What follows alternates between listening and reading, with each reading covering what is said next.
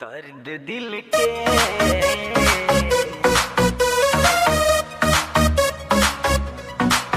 क्या बताई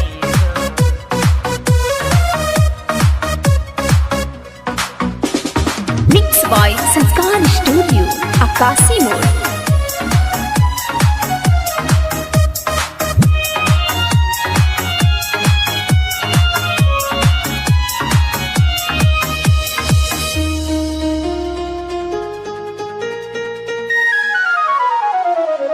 दर्द दिल के क्या बताई हो, दर्द दिल के क्या बताई हो।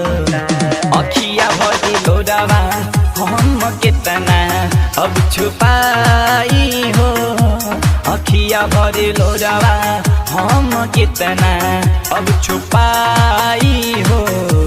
दर्द दिल के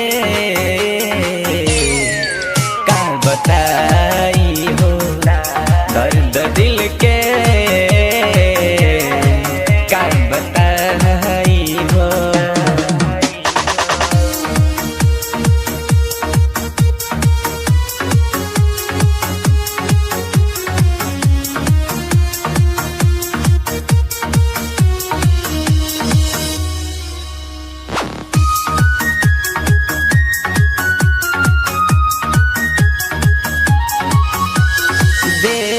बगम मौज करा के चाहत रहनी, जानो से ज्यादा जेकरा के हम मानत रहनी। देले बगम मौज करा के चाहत रहनी, जन्मों से ज्यादा जेकरा के हम मानत रहनी। दे दिल बा धोखा बाट क्रिया कसम खाई हो, दे दिल बा धोखा बाट क्रिया कसम खाई हो। दर्द दिल के क्या बताई हो, दर्द दिल के क्या बताई हो।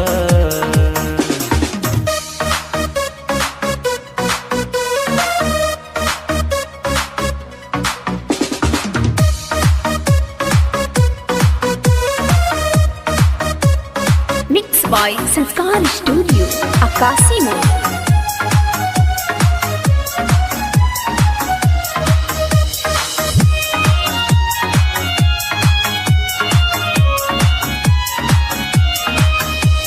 रामेश रसीला दिल की दुखवा तोहरे से कही, उनके बिना विकास राजा कैसे के रही।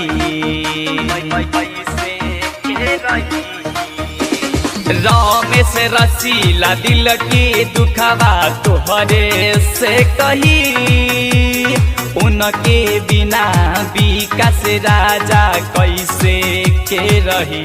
लागता मर के शमशान अब जाई हो, लागता मर के शमशान अब जाई हो। दर्द दिल के